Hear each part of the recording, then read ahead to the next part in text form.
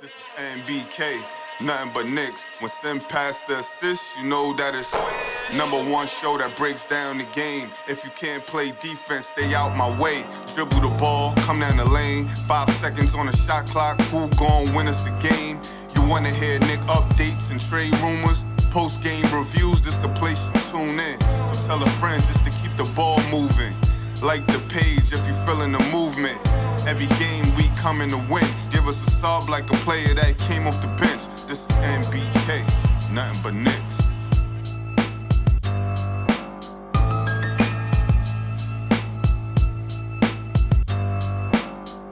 Knicks family, what's poppin'? It's your boy. Ladies and gentlemen, big win tonight over the Orlando Magic. The Knicks needed to get this win. This was a good one, a real good one. Before we get started, I just want to remind you, we still have tickets remaining for the Knicks versus Sixers on March 10th. There's only a few of them. And so to move them along, we dropped the price to $205, ladies and gentlemen. So make sure you get your tickets now, right now, because the game is just 2 days away, and that's another big game for the Knicks. There's a link in the description of the video. There's a link tagged to the top of your YouTube chat, and I'm about to put it in there again. 205, Section 224, Section 227. We got a pregame podcast. We got a pregame shoot-around. Then you got the game, and then a postgame podcast. And both of the podcasts are going to be at Legends. You already know. You already know. It's going to be at Legends. So make sure you come check us out, ladies and gentlemen. Tony, what's up with you, my brother, man? We got a big win tonight. That was a big win for the Knicks. Yes, it was. The best defensive performance, I mean, by the Knicks, but by any team this year, you know, holding the team to 74 points. 74 points.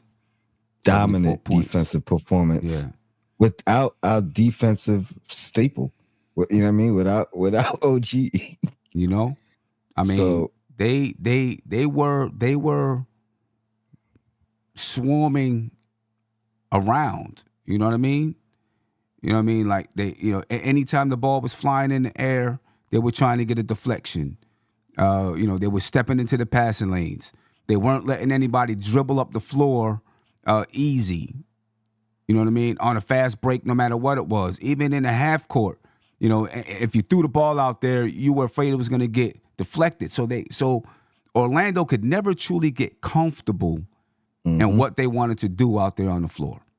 You know what I mean? They could never truly get comfortable, and that's the reason why the Knicks won the game. They never let them get comfortable, and this is the way the team has to play without Julius Randle, without OG. Like, they have to play with this type of tenacity every time they step out there on the floor. They started doing it. They really started doing it against Atlanta the other night. You know what I mean? And it brought them back into the game, and then they finished it tonight. You know what I mean? Yeah, and gave them like this is not. We didn't play like this the previous 3 times we played Orlando. Right. And we gave them a taste of what an experienced team, you know what I mean, a team who's, you know, it was like playoff defense, if you will, you know what I mean, which they haven't seen yet. And by any team, from any team. So, you know what I mean? Like, it was a good change of direction from what we did the previous 3 games. Yeah. And I'm sure they didn't know what hit them. You know what I mean? Like, it wasn't like they seen glimpses of it in the previous games and then they overcame it and they didn't know what to do. Right. Exactly. And it felt like to me that the Knicks were out there to prove a message and prove a point to Orlando. Because when you look at the standings, you're like, okay, we could possibly play this team. Let's go out here and prove a point to them that we can beat them. They've beaten us 3 times. We need to prove to them and to ourselves, but prove to them and let them know, yeah, all right, y'all beat us 3 times, but we can take you out if we need to. That's what they did tonight. And prove to us too, Sim. And prove to us too. No doubt about that. They had to prove to us too, because I wasn't sure before the game. I was like, I don't know if they can get this win. I was like, they definitely not getting it without Brunson. But I wasn't sure if they could get the win. Once the game started and I seen the way that they were playing defense, I was like, yeah, they're out here to prove a message to Orlando. You know what I'm saying? That we're the better team. And when you get Randall and OG back, if they play that type of defense, you know what I'm saying? It'll be hard for Orlando to beat the Knicks if the Knicks are playing this type of defense against them. You know what I mean? And they were all over Boncaro too. You know what I'm saying? He go to the basket. You had 2 and 3 guys jumping up to try to block the shot. You know what I'm saying? Like, they wasn't letting anybody get anything easy. They just played scrappy basketball tonight. And they got to continue to play that type of basketball. They're going to have a chance to put together 3 wins in a row. Because they got to play Philadelphia. They're down players too. You know what I'm saying? This would be a beautiful stretch for the Knicks to put together a few wins. You know what I'm saying? A beautiful stretch at a perfect time. The guy's about to come back in. Guys getting you know what I'm saying? Guys getting ready to come back in. You're playing teams that are right below you in the standings, right? Because with this win tonight, the Knicks move back into 4th place, 37-26, a half game above the Orlando Magic. All right, they're now 2 games above the Miami Heat, 2 games above the Philadelphia 76ers, and the Knicks own the tiebreaker against Philadelphia, against Miami. And I think they own the tiebreaker against Cleveland, if I'm right. I think the last win, they won the tiebreaker. I think you're right. Right? So if somehow the Knicks end up tied, they're 3.5 games behind Cleveland in the standings. If somehow they end up tied with Cleveland, then the Knicks win that tiebreaker. You know what I mean? So now, you know, we got to do our job against Philadelphia. The Philadelphia 76ers lost tonight. We do our job against Philly 2 times. March 10th, which you already know we got tickets for. We need you to go ahead and cop those tickets. The price has been reduced. It's down to $205, so cop those tickets, ladies and gentlemen, so you can be there with us. My man Andy's going to be in the building. Me, Tony, Steph. Big Bubba's going to be in the building, so make sure you come out and join us. Get the tickets. Section 224, Section 227. You already know the other details. All right. But, you know, very, very good win tonight for the New York Knicks. You know, good contributions all the way across the floor or across the team, whatever you want to say. I don't know why I said floor, but, you know, Jalen Brunson led the way. 26 points. Only played 28 minutes tonight for Jalen Brunson. He was on a minutes restriction, but he played 28 minutes, almost 29 minutes. Right? Got his 26 points in, 3 rebounds, 2 assists. Shot 58% from the field, shot 57% from the three-point line. It's like Brunson knew, like, okay, I got limited minutes. Let me go out here and do my thing right now. You know what I'm saying? I think he had 12 points in the first quarter, something like that. It's like, let me go out here and do my thing so I can get my averages in. You know what I'm saying? He came out firing, came out Brunson Burner style. 26 points for Jalen Brunson, 19 for Josh Hart, 19.7 rebounds, 4 assists. Precious Achiuwa, 15 points, 14 rebounds, 4 assists, 2 steals, 5 blocks for Precious. And he only shot 37% from the floor. But he put up numbers. Like, that's numbers. 15 points, 14 rebounds, 4 assists, 2 steals, 5 blocks. That's numbers. Career high. And you know, 2 threes, 2 or 4 from 3. Yep, 2 or 4 from 3. And my I don't know if it's my play of the game but the fake handoff drive, I think it might have been the and one, but it definitely was a finish. You know what I mean? He was just in his bag tonight. You know what I mean? He was in his bag tonight. Yeah. Joe Long said 16, 14, 4, and 5. Don't forget the 2 steals. He had 2 steals too. Like, he put in work tonight. Definitely put in work. Miles McBride, 14 points, 3 rebounds, 1 assist, 2 steals for Deuce. Shot 71% from the field. He was 3 for 3 from the three-point line. The Knicks were hot from the three-point line tonight. You know, Andy out there cheering. Yeah, he is. Yeah. You know, Andy was in the building tonight, so you know he was cheering. Woo. Yeah. And Andy definitely took advantage of his time. his time here in New York. You know what I'm saying? He got the full Knicks experience. He's like, No no doubt. more time delay games. You know, no more waiting to the next. Wait till the next day. All I'm of that. live, Nah, baby. he was I'm in the right here. building. You know what I'm saying? Right here. I think he's going. He went to the Atlanta game. He went to tonight's game. He's obviously going to be there on Sunday with us. And then I think he's going to the game on March 12th. I believe. No, I'm still thinking about going to the March 12th game. You know what I mean? So yeah, Andy's doing it up while he's here. He's doing it up. But yeah, good numbers all across the board, ladies and gentlemen. Dante DiVincenzo had 11 points, 6 assists. Didn't really shoot well from the field.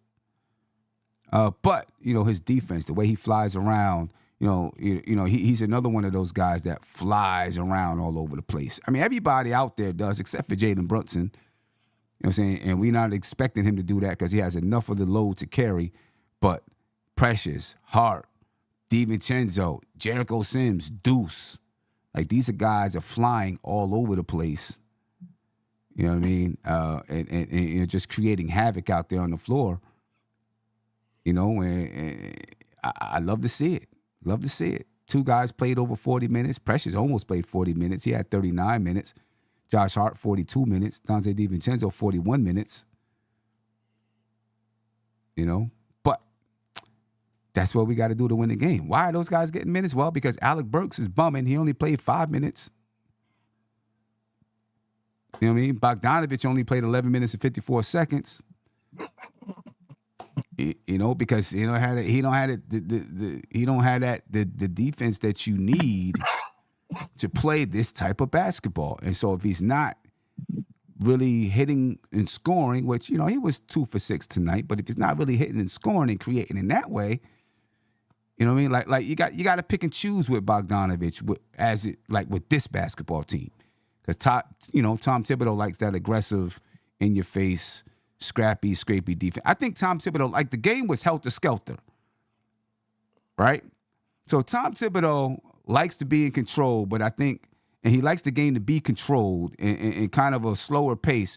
But I think if it's helter-skelter and his team is playing defense all over the place, even if they make some bad passes or some bad turnovers and things like that, he can deal with it because they're hustling and fighting everywhere. Like, that's his style of play. Yep. You know what I mean? That's his style of play. Because the game was a little helter-skelter, but that's how this team right now has to win. Helter-skelter style. Muck it up, right? Muck it up. That's what they got to do. They got to muck it up, man. They got to muck it up. They got to make it dirty. Nick from Jersey, what's poppin' with you, brother? How you feeling? What's going on, fellas? How you doing? Good. I'm feeling good, man, because it was a good win tonight. Oh yeah, it was. We were talking the other day. I was like, if Brunson's playing, we're gonna win this game. We're gonna smack him around like we used to smack around the Toronto Raptors back in the 2000s. Yeah, I mean, we needed to get this one, and this is like you were saying the other night. You were talking about those Toronto Raptors and how the Knicks lost to them in the regular season and then swept them or whatever in the playoffs. And I think the Knicks were out to prove that point tonight against Orlando. Yeah, I think, we lost the game. Some of those games we lost down in Orlando earlier this season was before the OG trade. Then we lost to the Magic without Brunson at home. So I feel like, it's a totally different thing when we're all healthy. And these guys are, they're a good team, Orlando. They play hard. Mm-hmm. They're up and coming, but they're inexperienced. And, if we face them in the playoffs, I think we'll have their number in 5 games. Okay. Hey, I mean, that sounds good. I would love that. 98-74, the Knicks took out the Magic tonight. Anything special about tonight's game that, stood out to you? No, I was going to, you just brought it up. I was going to say, the writing's on the wall with Burks, not to harp on the negative. I mean, it's not a negative, it's a positive. The positive is that we got our rotation set. I think people were going to kind of curious about how we're going to fit all these newcomers in. And the answer is we're not. We don't need to. We got it with Precious. We got it with McBride. And Bogey's going to be like our Swiss Army knife. He's going to be our 10th man. And if we need some instant scoring, if we need some shooting off the bench, if things are flowing, we'll put him in there with that second unit as the small forward or the power forward or something like that. But I think you're going to see that bench unit when everybody gets back and healthy. It's going to be Mitch, Precious, Hart, Duke, and OG or Brunson playing with the bench in the playoffs. Right. They're going to be playing Brunson pretty heavy So, that's like pure defense, especially if OG's out there with the bench, which was what they were doing before he got hurt. Yeah. If Alec Burks becomes situational and Bogdanovich is kind of, like you said, he's a Swiss Army knife, but maybe he's only get 11, 12 minutes. Does it devalue the trade? Like you gave up Quentin Grimes for two guys that may not even play?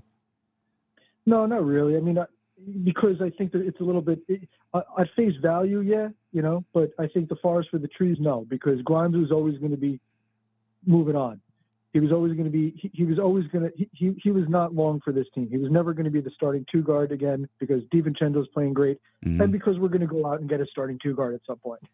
So, that's where our long-term strategy is with all these picks. And the other thing, the icing on the cake is I personally think that Bogey and his contract are going to be worth more in a trade than Grimes ever will be. Okay. So we're going to package the picks. We're going to put Bogey in there. We might have to put another young guy, maybe Deuce or Precious, in a trade to go out and get another guy, maybe Sims or something like that. But I think, I'm not crying over spilled milk. I love Grimes. I wish him the best in Detroit, but I think the trade was good. I think Bogey will help us in the playoffs at some point. It's just not going to be part of the 9-man rotation. Right. I think he's going to come in there, But I just wanted to say one thing, because you had Brent, we were talking about the different types of seasons that we've had. This whole year has been weird. It's been like three different seasons. The Knicks are now 8-9 since losing OG and Randall after that Miami game. Okay. So, I mean, and 4 of those games were without Brunson. Right. If you include the Cavs game, right? They lost 3 games without Brunson during that span. Right. Against Dallas, Atlanta, and I forget the other team, New Orleans. So, so what is that? We're like 7-6 without OG and Randall and with Brunson. And, I mean, that's as much as you could ask for, during this stretch in terms of staying alive. Yeah. And that was when they first went out. Me and Tony said we think they can be about a 500 team, without Randall, without OG, and that's exactly what they've been. Yeah, and they're 25-17 without Mitch. 25-17 without Mitch. I mean, it's just the resiliency in this squad is just unbelievable, and everybody from top to bottom, is just having a career year pretty much. Yeah. I mean, right. It's like I can't, the guys before they got hurt too. Randall was having a career year. This is the best we had seen Randall play for that stretch for about a month. Man, he was attacking the hole. He was attacking the rim. He was playing better than he's ever played in the Knicks uniform. Yeah, ever. And that's the big part. Yeah. Right, ever. He was playing. Even is like that bona fide, third scorer now. That we needed and. Just unbelievable, man. And Hartenstein is really gelled in there. It's just, I think it's going to be great once you all get back. Yeah. And maybe we get a chance to see OG back on Sunday. If not Sunday, then on the 12th. You know what I mean? Right. He's been working out. He's been scrimmaging. He's able to take contact, playing 5-on-5. You know what I mean? So there might be a chance that we get a chance. There might be a chance that we can see him on Sunday, and that'd be beautiful. Yeah. I just wanted to add. You brought up all these records. Missing this guy without this guy. We 0-0 at full health. You know what I mean? Exactly. Like we haven't even seen. You know what I mean? What it looked like at full health. Right. Like that's what I'm waiting for. It's almost like we're making like a trade to bring in all these guys back, and we don't have to give anybody up, Yeah. It'd be beautiful, man. And over the next 2 games, if you're able to get OG back over the next 2 games, that's a real added benefit because you're playing against Philadelphia the next 2 games. A team that's dealing with injury issues themselves, and so they're falling in the standings. You know what I mean? So Sunday's an important game. The 12th, what is that? Tuesday, that's an important game. to take out, Yep. kind of, knock Philadelphia out of the box if you can, as far as competing for, a fourth seed. You almost not fully, but if you beat them these 2 games, the Knicks are 2 games above Philadelphia now. Right? If you take them out the next 2 games, that's 3-4 games. You got a 4-game difference between you and Philadelphia. And Philadelphia's in the 7th seed right now. Yeah, and effectively a 5-game lead because we would have the split. So, you got the tiebreaker. So even if we played them, we would have the split. So I mean, even if we're 3 games up, we're really 4 games up. Right. Exactly. And we got 50-win watch. I know it really doesn't matter, but I just use that as a benchmark because I think it would be, with all the injuries, it would be such an accomplishment to get 50 wins this season. We got to go 13-6. We got a 4-game road trip coming up, but then right after that road trip, we got a couple of easy games at home. We got the Nets at home, then we got Detroit at home again. So, we'll take care of those 2 games, and if we could split this road trip, go 2-2, take care of those 2 home games, take care of the Sixers, I think we'll have a nice smooth ride at the end of the season. We got the Spurs. We got some easy games coming up. Yeah.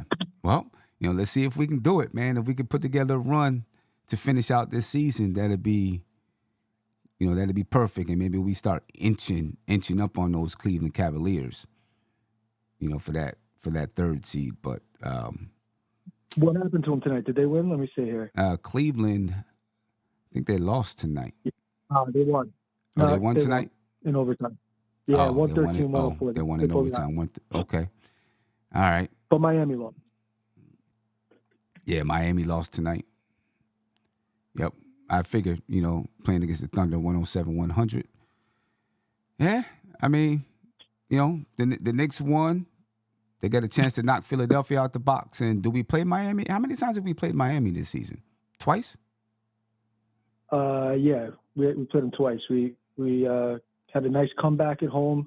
Mm-hmm. We were down like 20-something points, and then we smacked them around on national television by like 20-something points. Yeah, I remember that. And now I think we got to play them twice in Miami. Yeah, okay. All right. And I just want to say two more home games. Can Jalen Brunson get a call at some point? Oh, he was all over the floor tonight, wasn't he? It was like Iwo Jima out there. Yeah. He, no doubt, he was all over the floor. Yeah, I mean, even and he's letting the refs know. Even when he got tripped up by Anthony Black, he's like, "Look, I mean, dude's tripping me from the back. What are you doing?" Yeah, he must have the most 4-point plays that he doesn't get called in the NBA. Oh my goodness, tell me about it. Yeah, but Nick, I appreciate it, man. Thank you for the call. Take care, guys. All right, peace. Yeah, Tony, if the Knicks are able to find a way to win 50 games after having gone through this last month of injury turmoil, what's that mean? How you feel about that?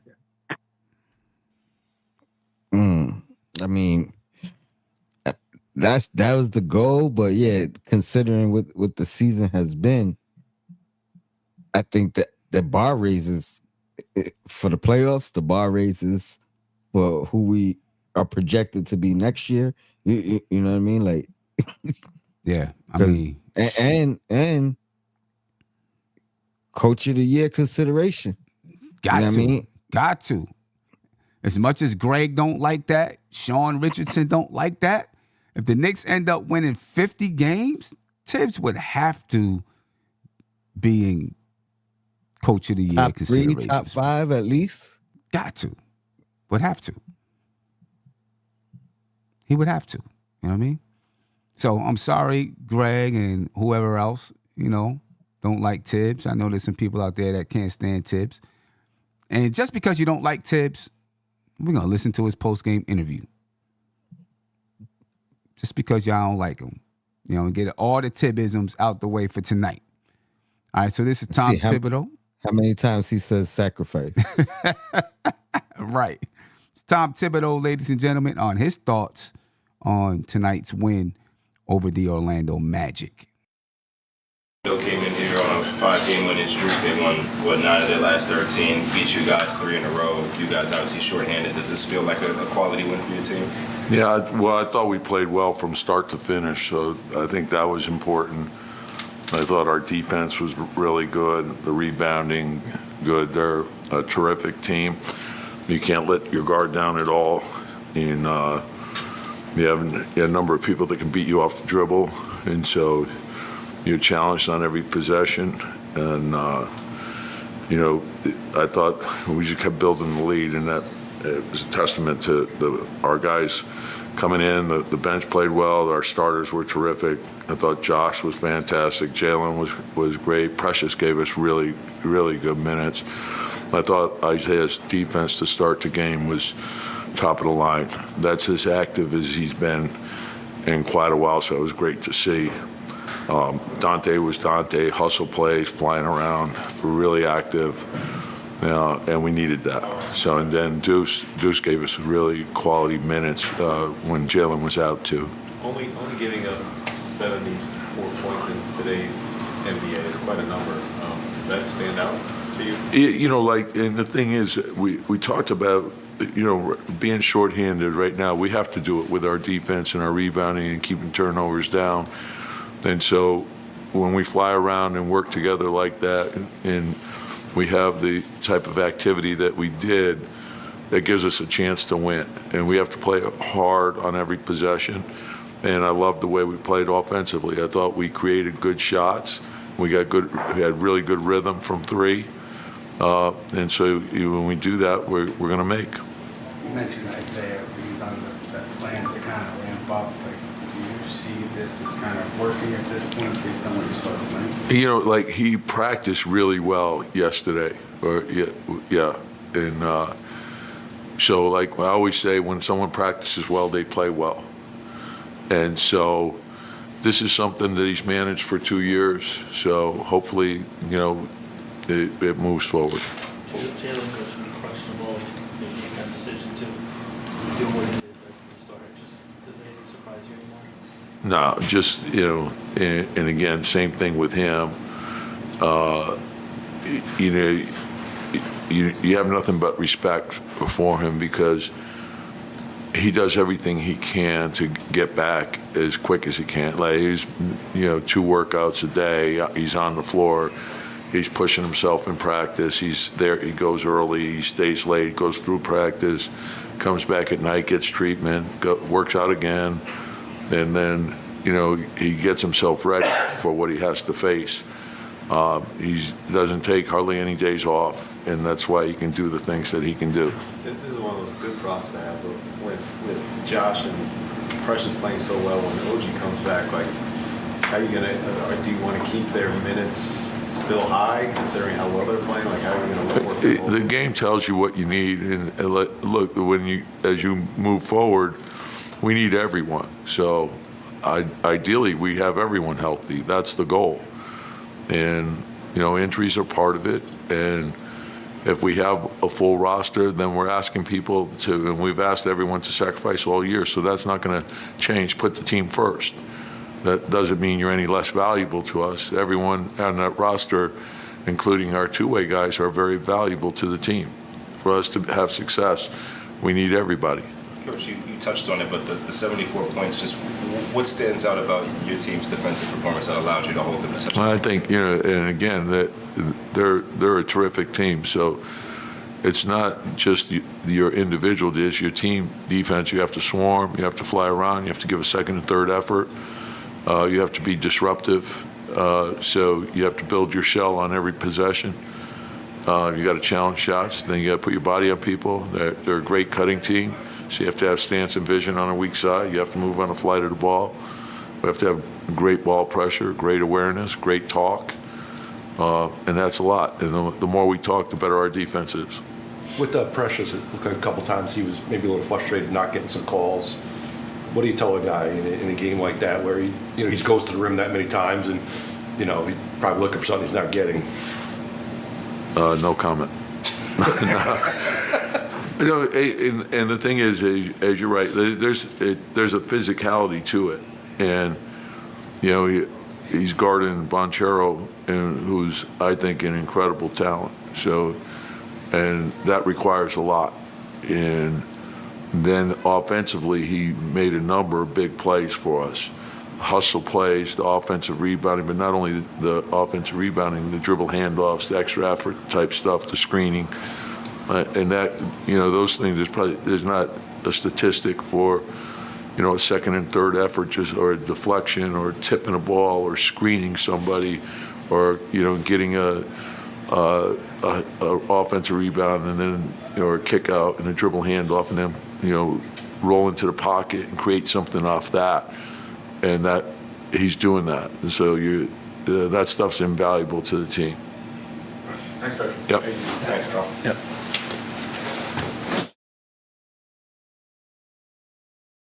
All right, ladies and gentlemen, that was Tom Thibodeau.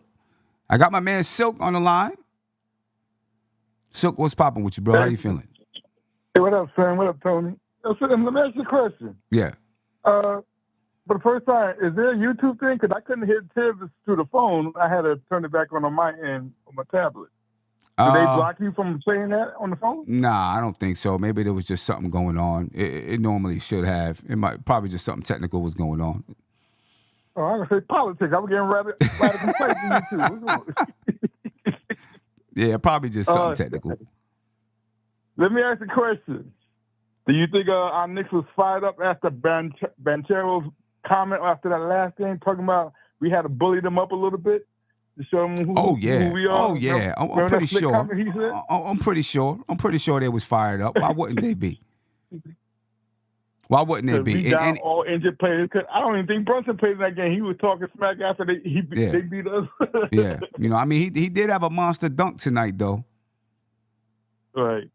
He's a good talent, man. Yeah, he definitely does. He had a monster dunk tonight. That was that was mean, but it didn't mean nothing. Nah, not tonight. Cause I think we came in more fired up than they did. They probably came in, we got this thing. They small. They ain't got Ram. They ain't got OG yet. We can still bully them like we bullied them last time. Right. Not tonight. Not tonight. Not tonight. The Knicks was ready. You know what I'm saying? They had the mindset. We gotta show this team they can't beat us.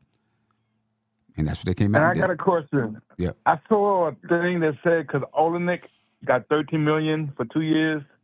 Well, it's 25, but it's basically $13 million each year in Toronto. Mm-hmm. So because of that price, and Olenek is not as good as Hartenstein, that's going to cost us Hartenstein.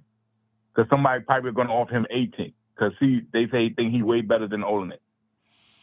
I mean, it's possible. It's possible. I don't know what the Knicks are thinking about his contract, but I don't know. If they had to choose one for next year, with everybody healthy, Mitch back and everything, who do you think is more important to the Knicks right now, Hartenstein or Precious? Hartenstein. Still Hartenstein? Yeah, I still think Hartenstein. He's got more size than Precious. But if we keep in Mitch, we always could get another backup big. I like Hartenstein. I want to keep Hartenstein. Yeah. But I don't. Something telling me because I don't know. I think Tibbs is starting to fall in love with Precious because he gives him sometimes a little bit of outside 3-point shot, but Hartenstein never gives. But I don't think it's that Tibbs is telling Hartenstein don't shoot it. I think Hartenstein just don't shoot it because Precious ain't like a great 3-point shooter. So I don't think it's Tibbs saying don't shoot it. I think it's Hartenstein. Yeah, but his first games, a couple of games he was trying to shoot it, then he just suddenly stopped. Somebody must have told him to stop. I think he told himself to stop. I think he told himself. Honestly, I mean, he don't even shoot a mid-range jumper no more. Or try it. That scoop shot. Yeah. That scoop. Yeah, I think he just told himself to stop. I don't think anyone said, "Nah, don't shoot it." And I'm starting to see that guards are trying to bully and push and get in Brunson's face and try to intimidate Brunson. I'm not gonna get that dude mad. Because he think they small and they stronger than him. They trying to antagonize him to see if he's gonna come back at him. Right. Or something. Or some people may have the blueprint. Try to rough him up. You know what I'm saying? Make it tough for him to get his shot off and all those, be aggressive with him. Beat him up a little bit. That's what they're trying to do. But Brunson is tough. You know what I'm saying? He's just a tough character. You know what I mean? He's just tough. So he can deal with all of that. Houston was trying to do that. What's the name from Utah was getting in Brunson's face. Now this guy is basically kicking his leg, his injured leg from behind while he's back of him. Yeah, I mean, I think teams come in because of the way the Knicks play, and they have so many players that play an aggressive style of basketball, just, flying all over the place. Teams come in with a mindset like, we got to be ready to play physical, right? And so they come in to play physical. And Brunson is one of the guys that they're like, yeah, we're going to chop him up a little bit. Yeah, they don't try to be overly physical with not even Dante. They don't try to be overly physical with. It's just Brunson. Because Brunson, that's the head of the snake. Yes. We need to get maybe Hawk can be that enforcer. They're going to start snapping at these guys after they keep snapping because somebody got to step up. Yeah. Can't be Brunson because can't be Brunson. Can't be Brunson. I mean, Hart, he be getting texts anyway. No, I think that's his first of the year. No, it's not. He's snapping a lot. You sure? That is not his first tech of the year. I think he's one of the leaders in the league in techs. He is? Josh Hart be getting texts. I hear him barking all the time, and they don't normally give him a tech. I was surprised he got one tonight. Shoot. He's always snapping. He's always barking. Squeaky voice and everything. Always barking, but he be getting them texts. Yeah. I don't think we're going to sweep Philly, though. It's going to be 1-1. You think so? They desperate, too. Yeah, they're desperate. If he get OG back, I don't think OG coming back to the second Philly game. So that's when I think we might win that one. Okay. I don't think we're going to beat Philly twice. But I think Maxey's going to be back. He was on concussion protocol. I think he's going to be back for one of those 2 games. For one of those 2 games, yeah. Right. Yeah. So, I mean, it'd be beautiful to get both of them. I would love that. Me too. I love the Lotto too. Yeah, it'd be beautiful to get both of them, man. I mean, we're 11 games. We're 11 games above 500. We get both of them. We go back to being 13 games above 500. I think when everybody got hurt, we were like 15 games above 500 when everybody started going down. Something like that. Right? It'd be nice to get back up to 13 and then start being close to getting to 14, 15. We start getting people, shuffle back in. Now all of a sudden, boom. Yeah, and I hope the Pacers wake up and beat Orlando the next game. Yeah, that'd be nice. Knock them down a little bit. But they've been slumping lately. They've been getting beat. Yeah, knock them down a little bit. But yeah, the Knicks, man. Look, basically 500 basketball without Randall, without OG. That I think we all expected that. They've been winning enough to stay afloat. And obviously maintain that 4th seed. I think when they went out, I think the Knicks were in the 3rd seed, but they were teetering on the 3rd and 4th seed at the time. Right? Right. I think the Knicks were in that 3rd seed when everybody went out. They were kind of teetering on that 3rd and 4th seed. It was only for like a half a day. Yeah, something like that. Because we won. We were the 3rd seed. The next day we didn't play. Whoever was 4th seed won, and that was it. Yeah, and that was probably Cleveland who won, leapfrogged us. Right. But the Knicks were still hot. Yeah, they was hot. They was hot back then. The Knicks have, done enough to maintain. If we can just, can we just get one drink of water and get OG back? And then get another drink of water and get Randall back, and then, see how things start rolling. Well, you heard Tip said it's day to day. So it's day to day for OG. When the doctor said he cleared, he's going to be in there. Yeah. So that's all we waiting on. Yeah. I might slip the doctor some, like a 20. That's the thing we on. My man said a 20. Yeah, it's tight. I can't be doing no Benjamin Simmons. I can do it. Right. Well, if it's only 20, I don't know. It might he might turn up a direction. I was gonna say he might give him more restrictions. Right. I hear you. But hopefully, it looks like we get our guys back. I think Mitch is gonna be the last one to work, like the last week of March, because he gotta get his condition and everything. So I don't think they're gonna rush Mitch till the last week of March. Yeah, I really definitely feel by next week, late next week, Randall's gonna be back. Right. I hope so. And you know, with Mitchell Robinson, you know, it's a foot injury. You know what I mean? So you really gotta be, because you're playing on your feet, right? So you really gotta be careful. Not all injuries you gotta be careful, but you know, you might have to take a little extra because it's a foot injury. You know what I'm saying? And you gotta make sure he can run, he can cut, and lateral movement, all of that without pain. And with it being a foot injury, you would think right now he's going through the process of getting in shape. You know what I'm saying? Before he even gets into scrimmaging, they like say he was getting running and jumping last week, and now he just started shooting. Yeah, So- yeah. You know. So you figure he's going through the process of getting in shape, getting his endurance, because throughout this time of recovery, he's not able to, right? Because it's a foot injury. So you know, it's going to take him a little bit more time than, well, you know, OG. He had an injury to his elbow, so he can still run, right? He can still do things to keep his endurance and stay in shape. Same with Randall, right? He can still do things to stay in shape, where, you know, Mitch wasn't able to do that. So, it's definitely gonna take a little bit more time for Mitch, but he might be back towards the end of for the playoffs.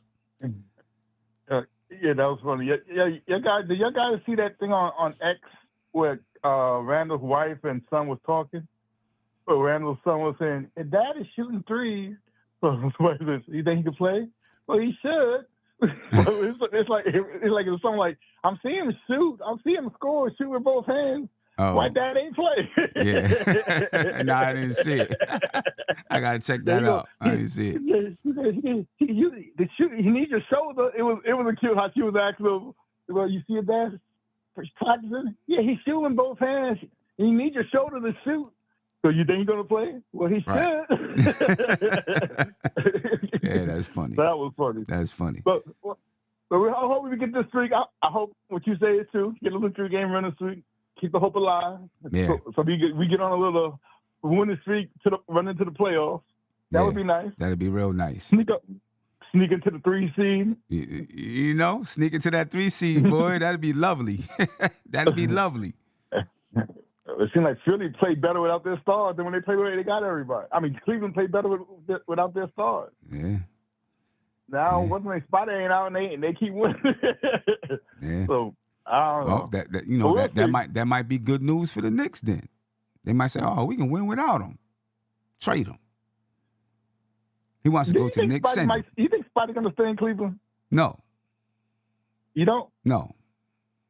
Okay. No, I don't think he wants to be in Cleveland. I think he wants to be in New York. I know, but he's acting happy there when I see him on the sideline. You got to. Oh, he's faking the funk. You got to. You know, like you know. Listen, I mean, you have some players who can't control their, you know, their reactions and things like that. You know what I'm saying? But Donovan Mitchell is one of those guys that I think is able to control his reactions. He's able to, you know, he'll wear the mask, I guess. I'm saying, yeah, I'm cool, I'm happy here. He'll say all the right things, but everybody knows what he wants to do and where he wants to be. It's almost like the Melo thing all over again. Everybody knew where Melo wanted to be. There was no secret about it. Right. And I think it's the same thing with Donovan Mitchell. You know what I'm saying? It's the same thing. He wants to be in New York. Yeah. Yeah, that'd be my move. Because after the cat thing, we know that's done. That meniscus, we know that's done. Knicks ain't looking at that. Right. A big man with knee problems, because last year was his calf. Now it's his knee. Yeah. The only thing is, you know, not unless he's mad at Josh Hart for popping his chain, then maybe maybe Donovan Mitchell is mad about that. But they boys, right? So, you know, that's why, you know, the popping of the chain don't really mean nothing. That's his boys. So because he laughed at it. He wasn't. He was like, he just said, "Ooh, that's nice," and touched it. So everybody else just took it out of context, and he even laughed at it. So I don't think. I just think he might see the team. They might be good enough. He might be changing his mind, and probably Cleveland can give him the most money, right? So probably, but he don't want to be in Cleveland. He don't want to be in Cleveland. He can't. I'm sure Yeah, he Adidas don't can't want get him a in Superman. Cleveland either. You know, Adidas is probably looking like, man, you go to New York, you know how much your sneakers, your sneakers gonna fly off the shelves. Do that. But we'll see, fellas. So, yeah, no doubt. We All got- right, Silk. Keep hope alive. Appreciate you. Appreciate you, bro. All right, peace. One. Yeah. No way. I just don't see Donovan Mitchell staying in Cleveland long term. No, I just don't see it happening. Cleveland fans know it. I think the Cavaliers know it. Everybody knows it. Everybody knows it. The Knicks beat the Orlando Magic 98-74. They dominate the glass. Well, not dominate the glass, but they win the battle of the boards 43-37. 20 assists for the Knicks tonight. Notice how much different the assists are. Even on better shooting, right? Because you got Brunson back. You got a guy that can go to the basket and score and go one-on-one. It changes things, but it changes things for the better. 20 assists tonight for the Knicks. Only 12 for the Orlando Magic. 12 assists. That's a low number. 7 steals for both teams. 10 blocks for both teams. 15 turnovers for the Knicks. 13 for the Magic. The Knicks shot 48% from the field. They shot 48.5% from the three-point line. They shot 75% from the free throw line. Right? 34% for the Magic. 23.1% from the three-point line for the Magic. 70% from the free throw line. The Knicks win the points in the paint, 36-26. Second chance points, the Knicks get it 14-7. And fast break points, the Knicks win 9-7. The Knicks dominated this basketball game from the beginning to the end. And they set the tone early. And, just basically, like I said, they dominated. Anything, Tony, that any key plays or key decisions? I'm gonna go with Tibbs and his rotation tonight. Okay. I mean, I'm not gonna pinpoint anything. Obviously, no game is perfect, but I have no complaints based off of the performance of the team. Yeah. And so kudos to Tibbs. You pointed out limited Burks and Bogey's minutes tonight. You know what I mean? I don't know if this is the consistent thing moving forward. He preaches the game dictates what to do. Right. And I think that philosophy bodes well or bodes true from a coach as much as it does for a player. Right. You know what I mean? So he's looking at the game and making his decisions based off what he sees. So kudos to him. Yeah, I think in his rotation. Both of those guys is going to be based on the matchup. I think with both of them, that's what it is. It's going to be based on the matchups. Not tonight, but any night. It's going to be based on the matchups. Neither guy played a lot of minutes. Alec Burks, only 5 minutes. Bogdanovich, only 11 minutes. For the most part, tonight, Tom Thibodeau went with 1, 2, 3, 4, 5, 6, 7. I'll include Bogdanovich, 8 guys. For the most part. You know what I'm saying? So, it is what it is. It's what you got to do. It's what you got to do. But it does start to show you. I mean, he went with 8 guys. You get OG and Randall back. That's a 10-man rotation. One of those guys, I think, like Nick from Jersey said, could be Bogdanovich, who's, kind of playing some, not playing some, depending on, how things go and what's needed from him. And then if Mitch comes back, you got to make a decision there too. Right? That's going to be a tough decision to make with him missing so much time. It's going to be a tough one to make. I'll tell you one thing, Sim. Again, shout out to McBride, because this man is saying, I don't care who you bring on this team, my spot is my spot. Yeah. You know what I mean? I'm not worried about nobody taking my minutes. Nope. Like, I waited my turn. I did my work. You know what I mean? They moved Grimes. It opened up a little bit of spot for me. Right. And I'm here. And I'm here. Yeah, I'm doing my thing. You know what I'm saying? I'm not giving it up. No. And he's like itching and etching out, I am the backup point guard, like it or not. And he's like, this is my spot. I'm cool with being the backup. This is my spot. And he's not letting nobody take it. He's not letting nobody take it. He earned it. He battled from the bottom, and now he's there. Now he's here. Now I'm sure he knows as long as Brunson is with the Knicks, he'll never be the starter. You know what I mean? But he's battled and earned his spot, and he's a major contributor to this team right now. And I'm expecting him to probably be a major contributor in the playoffs. Josh, what's up, man? Sam, Tony, what's going on with y'all? Chilling, feeling good. How about you? Julio. What'd you say, Tony? I said, Uncle Fulio. What's good, brother? Oh, what up? Yeah, sorry, I couldn't hear y'all for a second. Listen, I have no problem with that trade whatsoever. I don't know why people would consider it a waste or anything like that. I have no problem with that trade at all. First of all, I think that trade was more short-term than anything because I don't expect Bogdanovich or Burks to be on his team past next season or past like the trade deadline next season. So that trade was specifically because they knew they weren't going to play Fournier. Quentin Grimes' minutes was going down as it is. And you got Burks and Bogdanovich to help us out right now when we short manpower. I think that's really the primary purpose of the trade.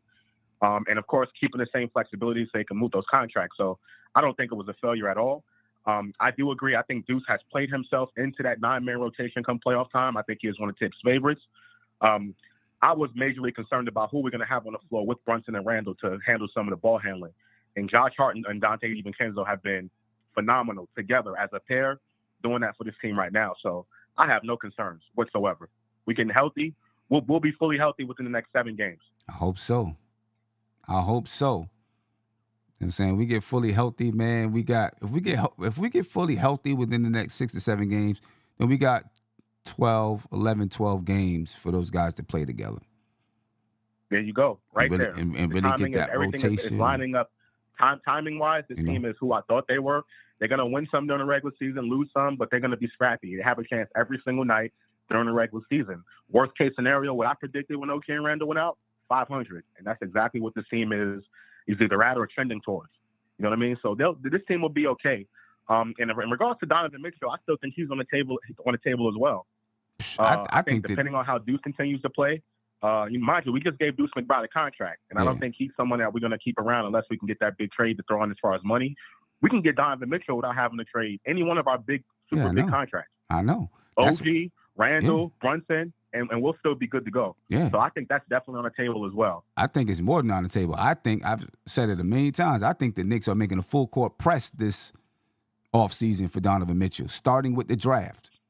I think they're making a full court press to try to get him because the way the contract situations line up, it sets him up where if they get all three, and they get all three to opt in to the last year of their contracts, then they extend them for that following year. It allows them the flexibility to sign players and do a bunch of things. So I think they're making a full court press for Donovan Mitchell. And right now, Dante DiVincenzo is the same size as Mitchell in that spot.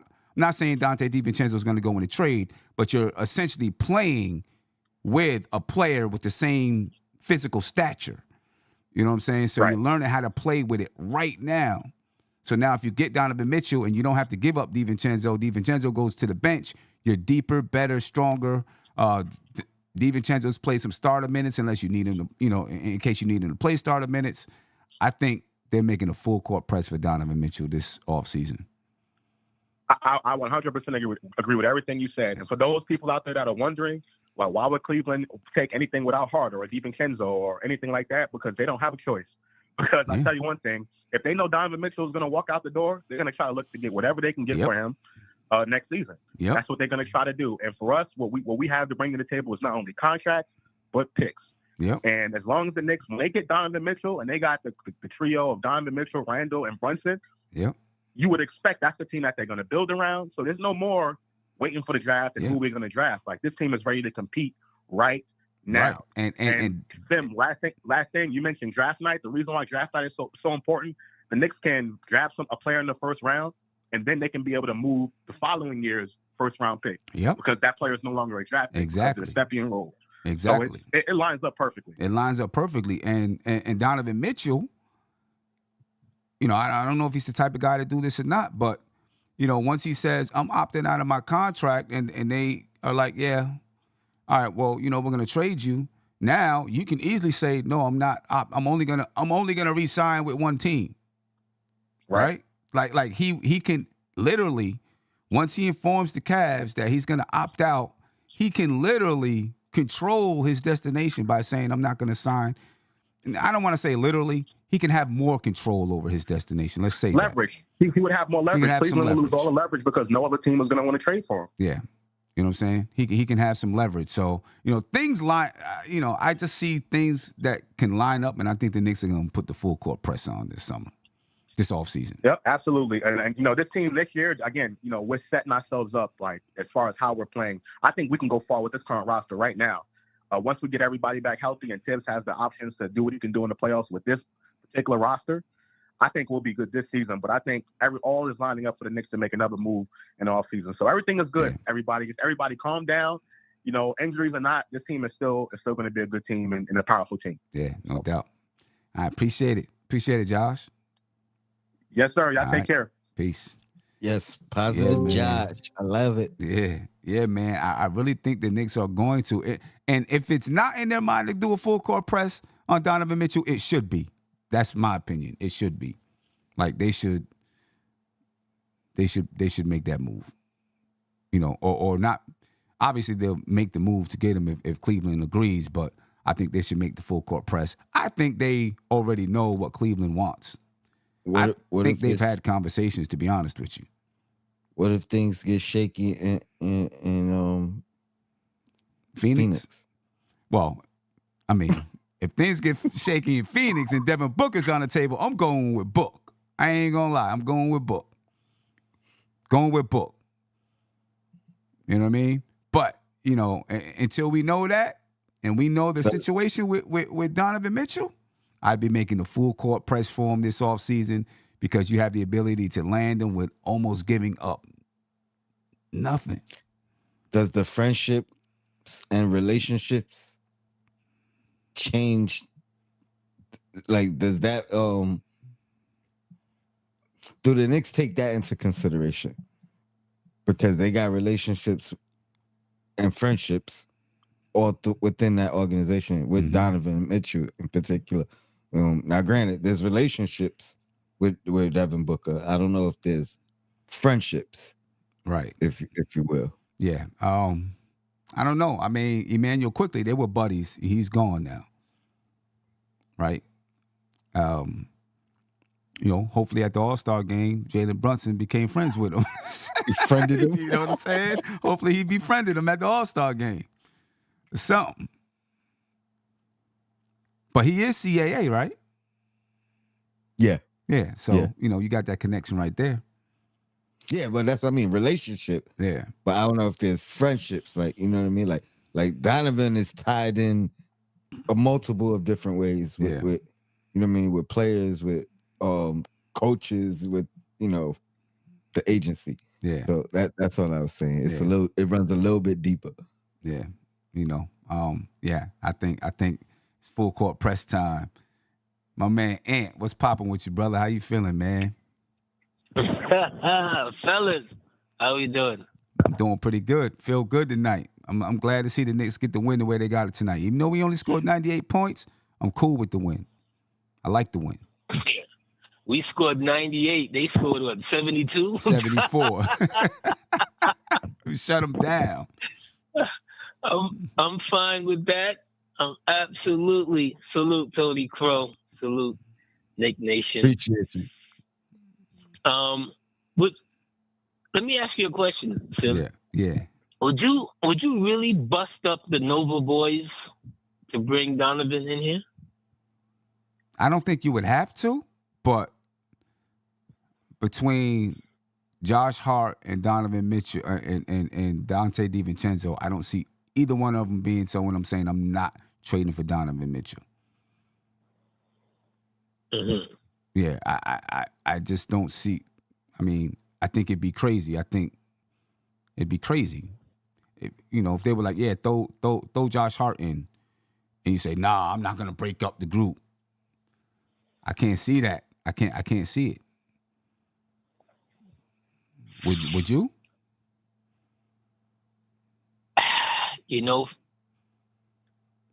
I'm old enough to have seen a lot of teams, try and pull that star player in with what they got, and they lost chemistry with what they let go. Yep. Definitely.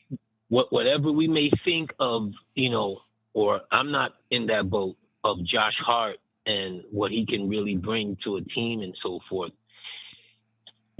He's an identity team type of player. Right. I agree.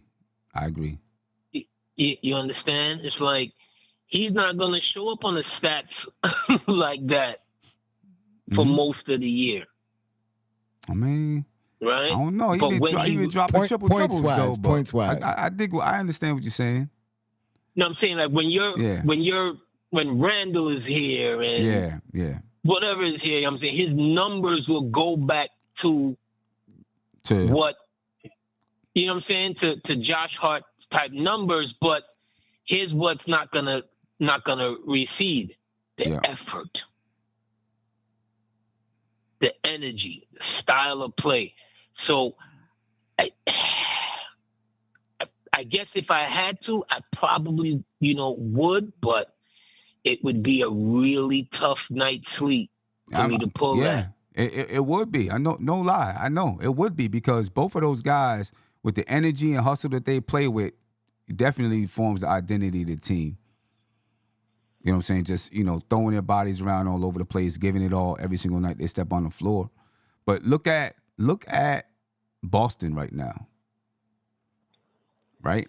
They gave up Marcus Smart, who was kind of like the Josh Hart of their team, to get KP, and then they filled it in with Drew Holiday, and look where they are right now.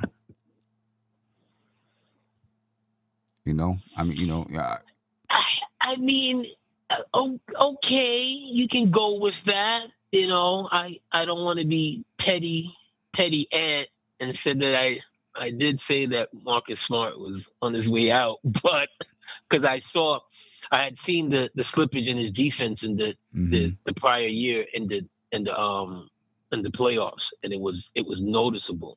And I know if my non-scouting eyes could see it, Boston definitely was going to see it. But to stay on track, I get it. It can work, but like I said before, it cannot work. You're right. And I like the house that Brunson has built. You know what I mean? I like these dudes playing with him. They had a good thing. I really would have a hard time, busting it up, even for Donovan. And I'm a big Donovan dude. Yeah. I mean, the thing, I get it. I understand. But I think that the Knicks can get it done without having to bust up the Villanova boys, though. Okay. I really do. I think they have the contracts. Now, somebody like Deuce might have to go, which, he's becoming part of, this group that plays that way too. You know what I mean? But I think the Knicks would have enough, with Bogdanovich's $20 million. You got Mitchell Robinson, who's got whatever, $15 million. Just those two contracts alone, money-wise, makes it work for Donovan Mitchell, right? And then you shower him with draft picks. So I think there's ways to get it done. I would do. That I definitely would do all day, and I wouldn't lose any sleep about that. Because at some point in time, though, not to veer, but Knicks management has to really look at some of these core guys and their availability. This is going to be like the third time or the second time that Randall has gotten hurt. Going into playoffs. No fault of his own. It's a part of the game, but Randall, Mitch, OG's had a checkered history. You know, in order for you to reach to that mountaintop, you have to have guys that are going to be there. Right. Right. The thing I would say about Randall's injuries, though, is they were, you know, kind of freakish accidents. You know? They're freakish today until they're no longer freakish. I mean, I guess my concern would be because, like, we've seen him come back and, you know, step on Bam's foot and twist his ankle, right? We've seen him go up in the air and then land on his shoulder. I guess my concern would be, like, right now, he comes back and, you know, it's, you know, just a regular bump and now his shoulder's hurting, right? That's what would concern me. Like with Mitch, right? Like Mitch would just land on the ground and all of a sudden his ankle was hurt. He just landed. You know what I mean? So, you know, I'm hoping that, you know, we're not getting into injury prone stuff with Randall. OG, I guess he's had a checkered history of it though. Because now, like, that concerns me a little bit because I didn't see any kind of contact or anything happen. Just boom, there was something wrong with his elbow. Out the blue. You know? So yeah, that, you know, that concerns me a little bit. But that's all the more why you need to have a Donovan Mitchell or someone. Yeah. You know, checkmate. Yeah. Because you would have to have someone else to help, you know, carry the load. Yeah, exactly. Because you see, like right now, you know, the Knicks are staying afloat. But if we had another guy, because Randall and OG was out, we had another guy, you know, I mean, we're in the 4th seed still, but instead of us being 8 and 9 over this time period, we might have been, you know, 3 games above 4 games above 500 over this time period. You know what I mean? They just have to make up their minds with this Donovan thing. You know, it's been too long with this. Like, this should be like the final chapter this summer. Yeah. Okay. One way or the other. Okay. I see you. I can feel you on that. And you know what? It probably will. There should be no more sequels. Listen, and you might be right because this summer is when he can opt out. He's going to opt out. If he's not, I'm going to say this. If he's not with the Knicks, he's going to opt out. If he's with the Knicks, I think he opts into his contract because he knows he's going to get a longer contract with the Knicks, right? Next summer. Yeah, next summer. I'm sorry, next summer, right? So I think the Knicks put the press on to try to get him this summer, or if not this summer, sometime throughout next season before the trade deadline, right? And then either we get him or you don't, because once he opts out from Cleveland, then, you know, now he's signing a 4-year contract or whatever. You know what I'm saying? And at that point, it's like, okay, you know, that's it. Tony, so I'm telling you, I think this year. You saw what Sim did. You saw what Sim did right there, Tony. You saw what he did. He slid in. He slid in next year, past the summer. Into that. He'd be willing to chase Donovan for the next 5 years. Nah, I'm not trying to do that for 5 years. I think it's this summer. I think you got to get him this summer because that's when I think you get him this summer. Now the next 4 years is when your championship window is right there. If you get him, this summer, that's when I think it is, because now you line up the contracts are already lined up with Brunson, Randall, and Donovan Mitchell. They're already lined up, right? So if you get him this summer, you're able to re-sign them all on an extension that goes through the same time, and now that's your window to win the championship. Yeah, that's why I think this summer is the summer that they try to make it happen, you know, and you get about 5 years of trying to win a championship with that group. Yeah. Yeah. That would, I mean, if you're gonna like lay it on the line by this summer, that would be it. But anyway, gentlemen, thanks for letting me rock for a few minutes. You know, it was a good game tonight. No doubt. Appreciate it. Knicks family for life. You know what it is. Peace. Yeah. I really think that's what it is, Tony. Like I really, really, really just feel like I mean the picture just seems clear to me. And it's almost like no other choice. Like who are you going after? Who else are you going after? That's the only person I can really see that you're going after that you can get. You already got CAA ties.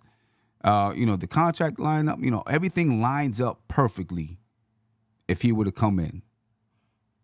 And you can't tell me that the front office didn't look a few years ago and say, okay, Donovan Mitchell's contract is what?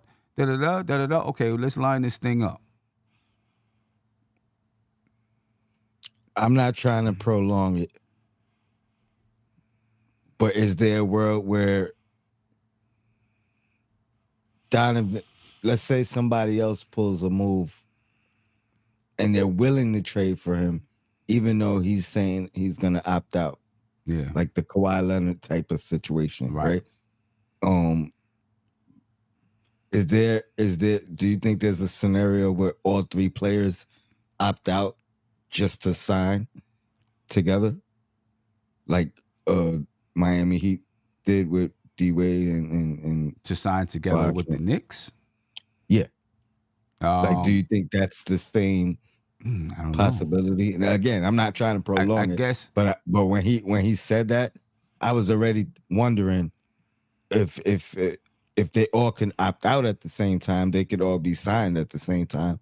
If that's right, you know what I mean. I guess they wouldn't be able to, like, if they all opted out at the end of next year. I don't know if the Knicks would have it in their I don't know if they would. No, they would have the cap space because nobody's under contract. I mean, you pointed that out, right? But they have some other players that expire the following year, right? So they can opt out 25-20. They can opt out at the end of next season, right? And at the end of next season, like the Knicks would be on the books for, well, if Randall and Brunson both opt out, the Knicks would be on the books for, what's that? 50. They'd be on the books for about $50 million. So I guess it would be possible that you could re-sign all three in 25-26, like that where the contract begins that year. I think. I guess OG would be the only difference, right? Because you got to sign OG, exactly, right? And that's why the next year just makes it better because Mitchell Robinson contract done. And they got $37 million committed for that season. $37 million, right? So you have a little bit more flexibility, but it can be done in that season too. You know what I'm saying? Because OG, even in 26, 27, like his contract, when he gets re-signed, it's going to go through 26, 27 too. Mm-hmm. You know what I'm saying? So I guess that could happen, right? If they couldn't get a trade done at the end of next season, Donovan Mitchell says, I'm going to opt out. Right, Brunson and Randall say I'm going to opt out, but are they close enough where they're communicating that way? And that's where I'm wondering also, because I would think for that to be in play, this not only has to be the front office plan, but this has to be the players plan. Exactly. And, like LeBron and D-Wade and Bosh. Right. They had that. I mean, you could argue that had nothing to do with the front office in a sense. You know what I mean? But I mean, obviously it did because they had to be willing and have the and structure the contracts. Yeah. You know what I mean? And then if you have all three, though, now I think you'll have more flexibility in being able to go over the cap to, sign players and make sure you have your roster together. Right now, you can, if you have to, all right. If they opt out and Donovan Mitchell opts out from Cleveland, now you can't do that same thing with Donovan Mitchell's money, right? So you got to sign Donovan Mitchell first, and then you got to do Brunson and then you can sign other people in Brunson and Randall. But if you have all three, you know what I'm saying, now you have more flexibility in how you can maneuver the money. So, we'll see if they make that full court press this starting with the draft. I think starting with the draft is when it might be. When, it would make sense to do it then. You know what I mean? And then they can rest on for about 5 years. You're looking like, okay, we got a championship window. Let's try to get it. Then after that 5 years, all those guys will be, kind of old, and it'll be time to do something else maybe if they don't win the championship. But they'll be right there. Maybe, man, look at Donovan Mitchell with Cleveland. They're soft. They're the 3rd seed in the Eastern Conference. Put Donovan Mitchell on this team and almost don't touch any of your players. Got a tough squad right there. Got a tough squad. I seen someone in the chat say there's better moves to make than Donovan Mitchell. I guess my question would be who? I'm not saying there's not better players in the league, because if Donovan Booker was available, I'd definitely go over after Devin Booker first. Devin. You know what I'm saying? If Booker was available, but given who's available, who might be available, barring someone just saying, I want out of here, with what who? Murray? I disagree. I don't think Murray is as good. He's a better defender. I don't think he's as good. Look at Atlanta right now. They got Trae Young and Murray. Yeah, if the price tag wasn't like full max, I was still like Paul George. I ain't even go front. But that's just, I don't know. I think he would fit in. He would fit great as a two-way. Yeah. I guess my thing with, how old is Paul George? 31, 32? Probably. See, my thing with Donovan Mitchell is he's the same age. Yeah, he fit the timeline. Yeah. So now you got that time where they're all, Randall's a little bit older, but you got that time with those guys. Anyway, the Knicks win tonight. I don't know how this win spurred us into a conversation about Donovan Mitchell, but somehow it did. You know what I mean? Somehow. Oh, they said Paul George is 35. I stand corrected. 35. I retract my statement. Yeah, 35. Sheesh. Dang. Yeah. Yeah, you got to get him on it, at this point in time. Yeah, I'm good. He's that I retract my statement. He's that crafty vet for you, You can edit that out. Yeah.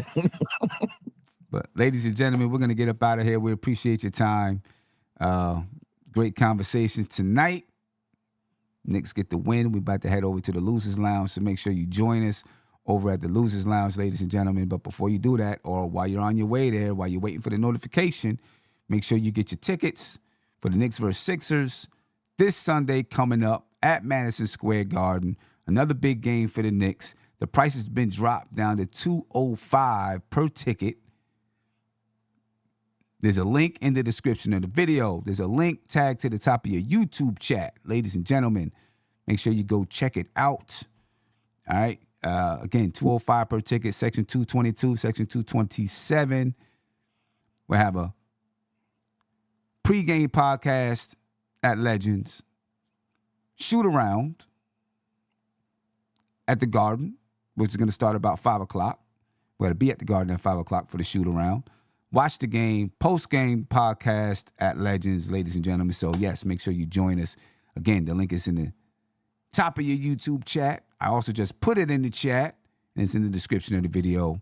We're up out of here. Catch us on the Losers Lounge, folks. Hold on. Go ahead. You got a player of the game? Player of the game? I don't even know who I have for player of the game.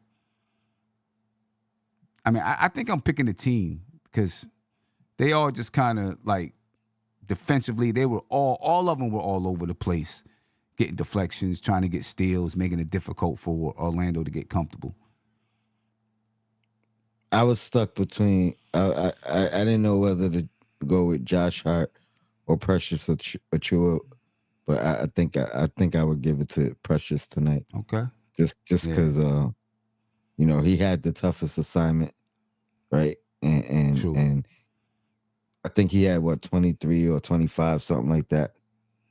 As far as Banchero. Yeah. Nah, there's 9 no of doubt 11, about that. 9 of 11. You know what I mean? Not quite 50%, but I mean, not 9 of 11. Was it 9 of? Who? No, it wasn't. Who? Banchero. 9 of 21, I think. Oh, 9 of 21. Shot attempts. Yeah, 9 of 20. 9 of 20. 9 of 20. But he had to fight for every basket he made. He did. No doubt about that. And the 5 blocks, you know what I mean? I think Precious is just, he's another one. He's like, to me, he's doing the path of Deuce, but in a faster trajectory. Right. You know what I mean? Right. But like he's solidifying himself on like for minutes. Yeah, no doubt about that. He definitely is. Definitely is. Ladies and gentlemen, join us on the Losers Lounge. Probably 10, 15 minutes. We'll be over there. Peace. This is NBK, nothing but Knicks. When Sim passed the assist, you know that it's #1 show that breaks down the game. If you can't play defense, stay out my way. Dribble the ball, come down the lane. 5 seconds on the shot clock, who gon' win us the game?